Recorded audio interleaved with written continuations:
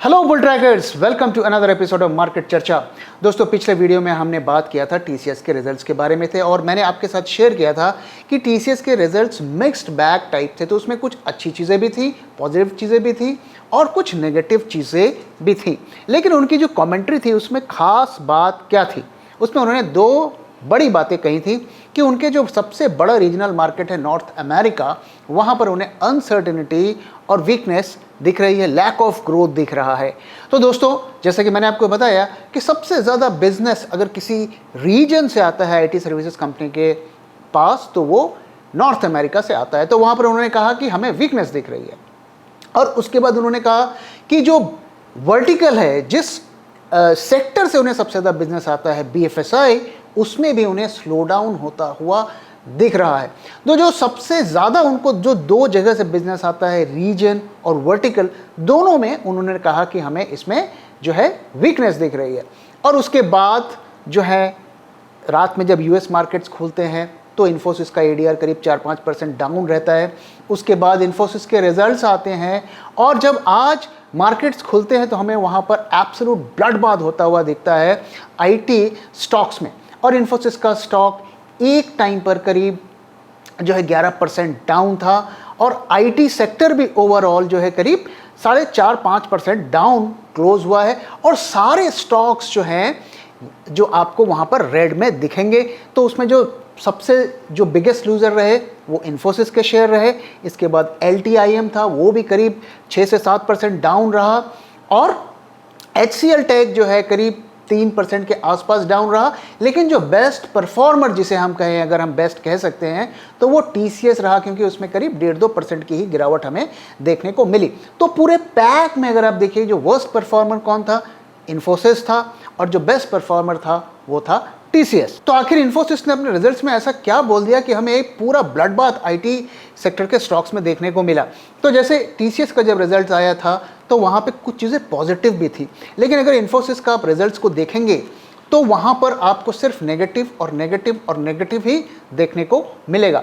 और देखिए, ये जो सिचुएशन हमें देखने को मिल रही है TCS के रिजल्ट्स में और इन्फोसिस के रिजल्ट्स में, ये जो बातें हमें बोल रहे हैं, ये हमें किस तरफ इशारा कर रहे हैं? ये इस तरफ इशारा कर रहे हैं कि भैया ग्लोबल मार्केट की सिचुएशन अच्छी नहीं है, क्योंकि हर कोई जो बड़ी बड़ी कंपनीज हैं वो अपने आईटी बजट को कट कर रही हैं, क्योंकि उनको अनसर्टेनिटी दिख रही है। तो इन्फोसिस के रिजल्ट्स के बारे में आइए बात करते हैं। तो सबसे पहले उनके रेवेन्यू ग्रोथ की बात करते हैं। वहाँ पर उनके रेवेन्यू अगर सीक्वेंशियल ग्रोथ की बात करें, पिछले क्वार्टर से कंपेयर करें, तो 3.2% का वहाँ पर फॉल देखने को मिला है, जबकि TCS में ये करीब 0.6% का ग्रोथ हमें वहाँ पर देखने को मिला था।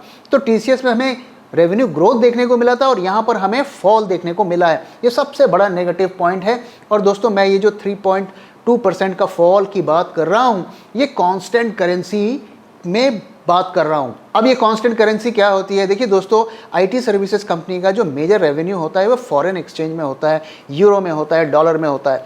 तो अगर उनके रेवेन्यू घट रहे हैं, लेकिन अगर उनको एक्सचेंज रेट का फ़ायदा मिल रहा है, तो उनको ज़्यादा ग्रोथ देखने को मिल जाता है। इसलिए उनके रेवेन्यूज़ को कांस्टेंट करेंसी यानी कि एक फिक्स्ड एक्सचेंज रेट के थ्रू मेजर किया जाता है। तो अगर उसमें मेजर करेंगे तो इन्फोसिस के रेवेन्यू में हमें फॉल देखने को मिला है और TCS के केस में हमें मार्जिनल जो है 0.6% का गेन देखने को मिला है। दूसरी चीज़, जैसा कि मैंने आपको बताया कि नॉर्थ अमेरिकन मार्केट में वीकनेस देखने को मिल रही थी TCS के रिजल्ट्स के केस में, और इन्फोसिस ने भी उसी बात को दोहराया है। वो कह रहे हैं कि नॉर्थ अमेरिका में खासी हमें वहाँ पर अनसर्टेनिटी, लैक ऑफ ग्रोथ और वीकनेस देखने को मिल रही है। और उसकी वजह क्या है कि जो बड़ी कंपनियां हैं वो अपने प्रोजेक्ट्स को रैम्प डाउन कर रहे हैं। यानी कि अगर उन्होंने ये कहा कि हमें 100 मिलियन का काम आपसे करवाना है, तो अब वो उसमें कट करके 60 मिलियन, 70 मिलियन, 50 मिलियन कर रहे हैं। तो एक तो वो बात हो गई। दूसरी चीज़ कि उन्होंने, कई कंपनीज ऐसी हैं जैसा कि इन्फोसिस ने बताया कि वो अपने प्रोजेक्ट्स को टर्मिनेट कर ले रही है, समय से पहले ही ख़त्म कर रही हैं, क्योंकि उनके पास या तो बजट नहीं है या वो उनको अनसर्टेनिटी दिख रही है। और साथ ही जो नए प्रोजेक्ट्स जो देने की बात हो रही है, उनके जैसे जो कंपनियां प्रोजेक्ट लेती हैं तो कई महीने तक उनकी नेगोशिएशंस चलती हैं, तो वो उनमें भी वहाँ उनको अच्छी खासी डिले देख रही है, यानी कि वो अपने डिसीजंस को टाल रहे हैं। तो ये किस तरफ इशारा करता है कि भाई ऐसा नहीं है कि सिचुएशन वहाँ पे सब कुछ अच्छी है और बिजनेस का फ्लो लगातार आ रहा है, जो भी खबरें आए, लेकिन जो उनके परफॉर्मेंस में हमें देखने को मिल रहा है थी कि ग्लोबल इकॉनमी में हमें एक तरीके से अनसर्टेनिटी, वीकनेस और लैक ऑफ ग्रोथ देखने को मिल रहा है। तो टीसीएस ने यह कहा है कि अगर वर्टिकल्स की बात करें तो बीएफएसआई में उनको अच्छी खासी वीकनेस दिख रही है, लेकिन इन्फोसिस के केस में किसी भी वर्टिकल में, किसी भी सेक्टर में उनको बिजनेस ग्रोथ होता हुआ नहीं दिख रहा है। वो कह रहे हैं भैया हमें अक्रॉस द बोर्ड जो है वीकनेस दिख रही है। तीसरी जो नेगेटिव चीज़ है इन्फोसिस के रिजल्ट्स में कि उन्होंने अपने ही गाइडेंस को वो मीट नहीं कर पाए। दोस्तों, जनवरी से पहले पिछले साल उन्होंने जो अपना गाइडेंस दिया था रेवेन्यू का, उसमें उन्होंने कहा था कि वो करीब 15 से 16% के बीच में के रफ्तार से ग्रो करेंगे। फिर जनवरी में उन्होंने उसको रेज कर दिया और कहा हम 16 to 16.5 के रेट से ग्रो करेंगे, लेकिन उन्होंने अपने नए जो गाइडेंस को वो मीट नहीं कर पाए। अब देखिए, आप कहेंगे कि ठीक है यार 0.5% से कोई फ़र्क नहीं पड़ता है, लेकिन पहली चीज़ तो ये है कि कोई भी कंपनी जब अपने ही दिए हुए गाइडेंस को मीट नहीं कर पाती है तो ये एक बहुत बड़ा नेगेटिव होता है। दूसरी चीज़ आप देखिए कि उन्होंने 3 महीने पहले ही गाइडेंस को चेंज किया था, तो उनके पास अगले 3 महीने की भी विजिबिलिटी नहीं थी। मतलब ग्राउंड पर इतने सारे बदलाव हो रहे हैं कि उनको वो अंदाज़ा ही उसका नहीं लगा पाए। तो ये एक तरीके से बहुत बड़े अनसर्टेनिटी का इशारा करता है मार्केट्स में और इकोनॉमी में। अब जो उन्होंने अगले साल का जो गाइडेंस दिया है कांस्टेंट करेंसी में, वो दिया है 4 to 7%। तो एक तो आप देखिए इनकी रेंज बहुत ज़्यादा है, मतलब 4% से लेकर 7% तक। तो अब इसमें कई एनालिस्ट लोग का ऐसा कहना है कि जिस तरीके की सिचुएशन है और जिस तरीके से इन्फोसिस का खुद का परफॉर्मेंस है, तो बड़ा मुश्किल है कि वो हायर बैंड के रेंज को शायद ही मीट कर पाए। ऑफ कोर्स 4% का ग्रोथ शायद वो मीट कर लें अगर कोई बड़ी फाइनेंशियल क्राइसिस दोबारा से हमें देखने को नहीं मिलती है, लेकिन एनालिस्ट लोग का जो है, कई एनालिस्ट लोग ने इस पे भी कंसर्न जताया है कि शायद वो जो लोअर बैंड यानी कि 4 से 4.5% के आसपास तक का ही गाइडेंस को मीट कर पाएँ। और ऐसा वो क्यों कह रहे हैं? वो इसलिए कह रहे हैं कि देखिए अभी तो वर्ल्ड वाइड अगर इकॉनमी में देखें तो कुछ खास क्राइसिस है ही नहीं। 2-3 बैंकों में हमें क्राइसिस देखने को मिली, लेकिन ओवरऑल इकॉनमी अगर आप देखिए किसी भी कंट्री की, चाहे यूरोप की हो, चाहे अमेरिका की हो, चाहे इंडिया की हो, वहाँ पर कोई मेजर क्राइसिस नहीं दिख रही है और ग्रोथ भी रीजनेबली ओके दिख रही है। लेकिन इस सिचुएशन में ही जब वो अपनी गाइडेंस को नहीं मीट कर पा रहे हैं, तो अगर फ्यूचर में कोई इकॉनमी में क्राइसिस आती है, एक फ्रेश बैंकिंग क्राइसिस आती है, तो अपने गाइडेंस को कैसे मीट करेंगे? ये जो है एनालिस्ट लोगों का सबसे बड़ा कंसर्न है और इसकी वजह से जो है स्टॉक की डी रेटिंग भी हो सकती है और कई ब्रोकर्स ने ऑलरेडी उसको डी रेट कर दिया। इसके बारे में हम आगे भी थोड़ा बात कर सकते हैं कि स्टॉक में किस तरीके से इन्वेस्ट किया जा सकता है या नहीं। एक और जो नेगेटिव चीज़ है इन्फोसिस के केस में, वो है उनके जो बड़े डील्स की टोटल कॉन्ट्रैक्ट वैल्यू। तो उसमें करीब 8.1% की गिरावट हुई है अगर हम पिछले साल से कंपेयर करें। तो उनकी जो डील की साइज़ करीब $2.1 बिलियन की है, और अगर हम उसको टीसीएस से कंपेयर करें तो वहाँ पर एक तो डील की साइज़ काफ़ी बड़ी थी, करीब $10 बिलियन के आसपास, और उसमें हमें ग्रोथ भी देखने को मिली थी।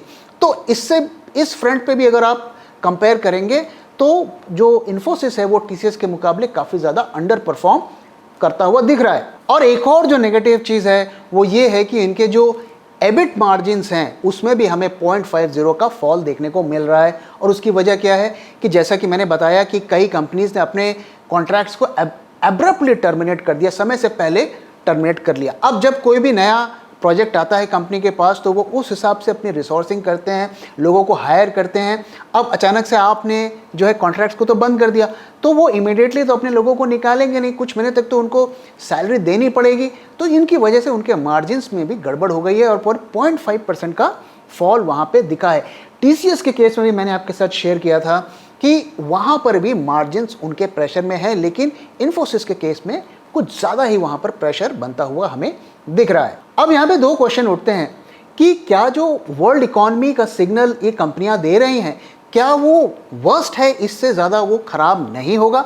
और दूसरा, क्या इस लेवल पर हम इन्फोसिस के स्टॉक में इन्वेस्ट कर सकते हैं? क्या जितना स्टॉक गिरना था वो गिर चुका है? तो अगर पहले पॉइंट के बारे में बात करें, देखिए दोस्तों, दोनों कंपनी ने इस तरफ इशारा किया है कि नॉर्थ अमेरिका में अनसर्टेनिटी है और BFSI के में से जो रेवेन्यू आ रहा है वो भी प्रेशर में है।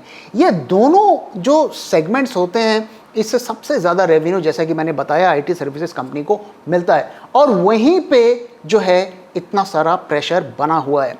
तो वो कैसे हम कह सकते हैं कि वर्स्ट इज बिहाइंड अस। दूसरी चीज़, अगर बैंकिंग क्राइसिस जो है जिस तरीके से हमें पिछले महीनों में देखने को मिली थी उसका एक रिपीट हमें देखने को मिलता है तो और भी इनका बिजनेस डाउन होगा। कोई भी आज के टाइम पे कॉन्फिडेंस के साथ ये नहीं कह सकता है कि बैंक क्राइसिस इज ओवर, तो हम नहीं कह सकते। और कंपनी ने भी, दोनों कंपनी के मैनेजमेंट ने भी इस बात को नहीं कहा है कि वर्स्ट इज बिहाइंड अस। कई एनालिस्ट लोगों ने ये कहा है, कह रहे हैं कि खास करके आईटी कंपनीज के बारे में कि the worst is ahead of us, यानी कि आने वाले समय में हमें इससे भी खराब सिचुएशन दिखती है। तो इसका कंक्लूजन ये है कि हम दावे के साथ ये नहीं कह सकते कि वर्स्ट इज ओवर। अगर हम स्टॉक में इन्वेस्टमेंट की बात करें तो क्या यहाँ से स्टॉक में और भी गिरावट हो सकती है? देखिए दोस्तों, अगर मार्केट में एक शानदार रैली शुरू हो जाती है तो शायद स्टॉक यहाँ से थोड़ा रिकवर हो जाए, लेकिन मैं सिर्फ वैल्यूएशन के पर्सपेक्टिव से बात करना चाहता हूँ। और अगर हम वैल्यूएशंस की बात करें दोस्तों, अगर FY25 के अर्निंग्स के कंपैरिजन में आप देखें तो इन्फोसिस जो है करीब 20.5 टाइम्स ट्रेड हो रहा है और TCS उससे थोड़ा कम, करीब 19 टाइम्स ट्रेड हो रहा है। अब ये वैल्यूएशंस को अगर आप देखिए दोस्तों, ये वैल्यूएशंस कोई चीप तो है नहीं।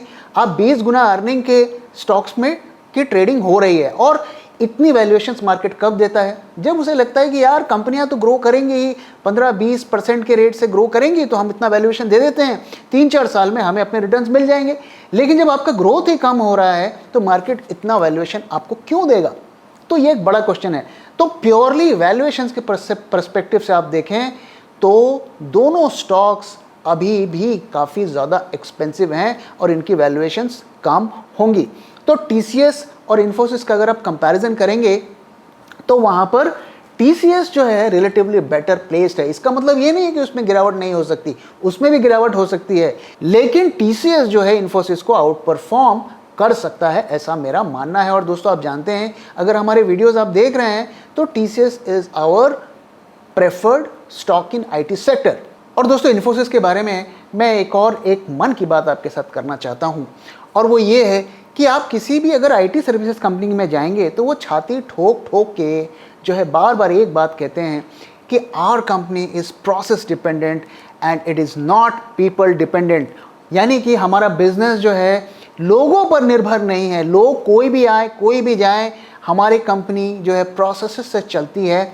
और वो जो है तरह तरीके की इसके लिए सर्टिफिकेशंस भी लेते हैं। 6 सिग्मा हो गया, CMMI हो गया, IS हो गया, ये सारे certifications in IT services company के पास होती हैं। और ये एक अच्छी चीज़ है क्योंकि कोई भी जो बड़ी ऑर्गेनाइजेशन है वो लोगों पर डिपेंडेंट नहीं होना चाहिए। चाहे पर्सन X हो वहाँ पर आके काम करे, चाहे पर्सन Y आके काम करे, कंपनी का बिजनेस और जो चलते रहना चाहिए। और यही एक प्रोफेशनल कंपनी की निशानी होती है। लेकिन दोस्तों देखिए, इन्फोसिस में क्या हुआ, उन्होंने ये डिसाइड किया कि अब जितने भी जो इनिशियल फाउंडर्स थे वो अब CEO नहीं बनेंगे, हम बाहर से CEO हायर करेंगे। और उन्होंने एक बड़े हाई प्रोफाइल CEO को हायर किया। लेकिन देखिए क्या हुआ, वो CEO 1 साल भी नहीं टिक पाया और जो कंपनी के फाउंडर्स थे रिटायर हो गए थे, इन्फोसिस को छोड़ के दूसरी जगह चले गए थे, उनको वापस आकर कंपनी को संभालना पड़ा। तो आप दुनिया को लेक्चर देते हैं कि we are process dependent company और आप खुद जो है पीपल डिपेंडेंट कंपनी है। और यही वजह है कि मैं इस कंपनी को जो है TCS के कंपैरिजन में ज़्यादा पसंद नहीं करता हूँ। तो दोस्तों क्या आप हमारे इस पॉइंट से एग्री करते हैं या नहीं? ज़रूर अपना ओपिनियन शेयर करिएगा। तो आइए दोस्तों अब मार्केट की तरफ चलते हैं, मार्केट की बात करते हैं। तो दोस्तों पिछले हफ्ते थर्सडे को हमने देखा कि मार्केट्स में अच्छी खासी हमें तेज़ी देखने को मिली, खास करके बैंक निफ्टी में। निफ्टी थोड़ा फ्लैटिश था लेकिन बैंक निफ्टी में हमें अच्छी खासी रैली देखने को मिली। और उसके बाद जो है वीकेंड में जब इन्फोसिस के रिजल्ट्स की खबर आई और उसके बाद आज जब मार्केट खुला तो हमें काफ़ी ज़्यादा वीकनेस हमें देखने को मिली। निफ्टी एक टाइम पर करीब 200 पॉइंट्स डाउन था। यहाँ से आगे क्या हो सकता है मार्केट में, आइए इसके बारे में थोड़ा हम ब्रेनस्टॉर्मिंग करते हैं। दोस्तों अब हम जरा ऑप्शन चेन की एनालिसिस करते हैं निफ्टी की। तो ऊपर वाला चार्ट है ये 13 का है यानी कि पिछले ट्रेडिंग डे का, और ये आज का है यानी कि 17 का है। और हम इसमें अभी 2 स्ट्राइक के बारे में बात करेंगे, 17,800 और 17,700। अगर 17,800 में देखें तो क्या होता है वहाँ पर हमें जो, अगर आप देखिए पिछले ट्रेडिंग डे में पुट्स जो हैं थोड़े से ज़्यादा वहाँ पे थे और नेक टू नेक करीब फाइट थी, लेकिन पुट थोड़ा सा के सेलर्स जो हैं ज़्यादा डोमिनेंट थे। लेकिन अब पिक्चर बिल्कुल बदलती हुई यहाँ पे हमें दिख रही है। जो पुट सेलर्स हैं उन्होंने अपनी काफ़ी पोजीशंस को क्लोज किया है, करीब 70 लाख से वो जो है 60 लाख पे आ गए हैं, मतलब करीब 10 लाख कॉन्ट्रैक्ट्स उन्होंने क्लोज किए हैं। लेकिन अगर कॉल के केस में आप देखिए तो उन्होंने अपनी पोजीशंस को डबल कर दिया है 60 लाख से 1.2 करोड़ की। सिमिलरली अगर 17,700 की भी आप सिचुएशन देखें तो वहां पर भी कॉल्स आप देखिए कितने ज़्यादा कॉल्स ऐड हुए हैं, 30 लाख से वो बढ़ के करीब 1.2 करोड़ की कॉल की पोजीशंस ऐड हुई हैं। हालांकि पुट की पोजीशंस भी ऐड हुई हैं, करीब 50 लाख से करीब 1 करोड़ तक उन्होंने डबल किया है। लेकिन जिस तरीके का एडिशन आप देखिए कॉल के ओआई में हुआ है तो वो इंडिकेट करता है कि यहाँ पे भी अच्छा खासा रेजिस्टेंस है। तो ये दोनों स्ट्राइक्स जो हैं ये एक अच्छा रेजिस्टेंस का काम करेंगे और ऐसा लग रहा है कि मेजॉरिटी ऑफ ट्रेडर्स जो ऑप्शन सेलर्स है वो ये मानते हैं कि मार्केट अब 17,700 से नीचे जाएगा। तो यहाँ पर आगे का पूरा जोन आप देखिए, यहाँ पर कॉल सेलर्स जो हैं बहुत ज़्यादा हावी हैं। तो जो पिक्चर हमें देखने को मिल रही है आज के फॉल के बाद वो बियरिश बायस की यहाँ से देखने को मिल रही है। डे वाइज ऑप्शन पोजीशंस की बात करते हैं तो अगर हम इंडेक्स ऑप्शंस की बात करें, यानी कि इसमें हमने सिर्फ निफ्टी और बैंक निफ्टी का डेटा को ही इंक्लूड किया है, तो वहाँ पर क्या पिक्चर होती हुई दिख रही है। अगर आप पिछले दिन की देखें, जिस दिन की एक्सपायरी भी थी यानी कि 13th को, तो वहाँ पे क्या सिचुएशंस थी, पुट सेलर्स का एज था, यानी कि एक्सपायरी के बाद जो पोजीशंस बनी थी वहाँ पर जो पुट सेलर्स ज़्यादा थे और यानी कि सेंटिमेंट्स जो है बेरिश साइड में थी। और अब सिचुएशन देखिए क्या होती है, यहाँ पर कॉल सेलर्स अब ज़्यादा हावी होते हुए दिखे हैं। तो दोनों का ओआई ऐड हुआ है, लेकिन अगर आप देखिए इतने दिनों के बाद अगर हम मेजर करें तो 1 2 3 4 5 6 7 8 दिनों के बाद अब कॉल सेलर जो है हेवी हुआ है। देखिए दोस्तों, जब भी ट्रेंड चेंज होता है तो हमें इस तरीके का पैटर्न देखने को मिलता है जहां पर फाइट नेक टू नेक होती है लेकिन ट्रेंड चेंज होता हुआ दिखता है। पिछली बार हमें 19 मार्च को देखिए आप इसी तरीके का पैटर्न देखने को मिला था कि यहां पर कंटिन्यूसली कॉल सेलर्स जो हैं हावी थे और उसके बाद हमें यहां पर पुट सेलर्स मार्जिनली जो है उससे ज़्यादा रहते हैं और वहीं से आप देखिए ट्रेंड की चेंज की शुरुआत होती है और उसी तरीके का पैटर्न हमें यहाँ पे दिखता है। ऑफ कोर्स हमें इसका एक कंफर्मेशन के लिए हमें वेट करना है, हमें कल का दिन भी देखना है, लेकिन यहाँ से भी हमें वही इंडिकेशन दिख रहा है कि बियरिश सेंटिमेंट बिल्ड होते हुए हमें इसमें दिख रहे हैं। आइए दोस्तों, अब निफ्टी बैंक निफ्टी के लेवल्स की बात कर लेते हैं। दोस्तों, अगर आपने पिछले वीडियो को देखा तो उसमें हमने आपसे कहा था कि 17,719 के ऊपर हम ट्रेंड को राइज कर सकते हैं। हालांकि मैंने आपको कॉशन किया था कि कुछ खास ट्रेड नहीं बनता है, लेकिन अगर हमें ट्रेड लेना है तो इस लेवल के ऊपर हमें बाय करना है और ये लेवल आज हमें नहीं मिला क्योंकि मार्केट्स गैप डाउन खुले और निफ्टी में हमें ये लेवल देखने को नहीं मिल पाया। अब दोस्तों, मैंने आपसे ये भी शेयर किया था कि हमारे एल्गोज ने 17,465 पर जो है कई दिन पहले ही बाय का सिग्नल दिया था और वो बाय मोड में चल रहा था, लेकिन आज हमें सेल का सिग्नल भी अपने एल्गोज ने दे दिया है। तो अभी आगे हमें बुलिश पोजीशंस की तरफ नहीं देखना है, हमें बेरिश पोजीशंस की तरफ ही देखना चाहिए। और किससे नीचे हमें देखना चाहिए, तो जो हमारे इस वक्त के अगर लेवल्स को हम देखें तो 17,639 इसके नीचे हमें जो है सेल साइड की तरफ ट्रेड्स को देखना है। और देखिए दोस्तों, ये लेवल्स जो हैं ऐसा नहीं है कि एक बार जब डिप आया और बस हमने पोजीशन बना ली, हमें देखना है कि ट्रेंड सस्टेन हो रहा है। कम से कम आपको 15-20 मिनट देखना है, कैंडल्स को ऑब्जर्व करना है कि वहाँ पर सस्टेन हो रहा है। और ट्रेडिंग का जो सबसे अच्छा तरीका होता है वो होता है हेजिंग की पोजीशन बनाइए, ऑप्शन स्ट्रेटजीज में बनाइए, क्योंकि अगर एक उसमें बाउंस भी आता भी है तो आपके पास सफिशिएंट आपको टाइम मिलेगा अपने पोजीशंस को रिवर्स करने के लिए।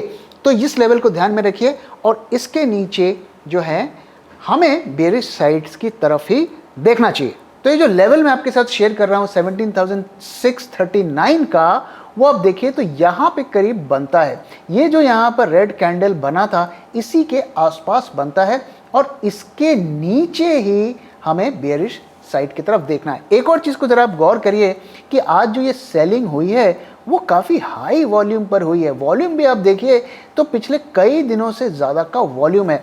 और दोस्तों मैंने आपके साथ शेयर किया था कि जब भी एक राइज के बाद हाई वॉल्यूम पे सेलिंग होती है तो वो पोजीशन अनवाइंडिंग के साइन होते हैं।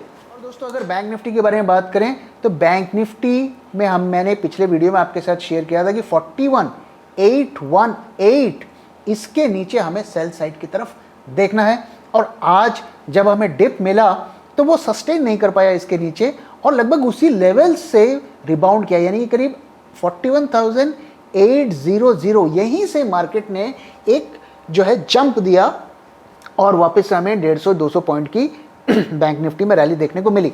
तो वंस अगेन बैंक निफ्टी में भी हमें सेल साइड की तरफ अब देखना है और यही हमारा की लेवल होगा। लेकिन इस वक्त अगर हम देखें तो निफ्टी का ट्रेड लेस रिस्की दिखता है। बैंक निफ्टी वंस अगेन मैं बार बार आपसे कह रहा हूं कि उसमें वॉलेटिलिटी बने रहने की उम्मीद है। तो दोस्तों इसी के साथ इस वीडियो को मैं यहां पे ख़त्म कर रहा हूं। Thank you very much for your time and thank you for watching.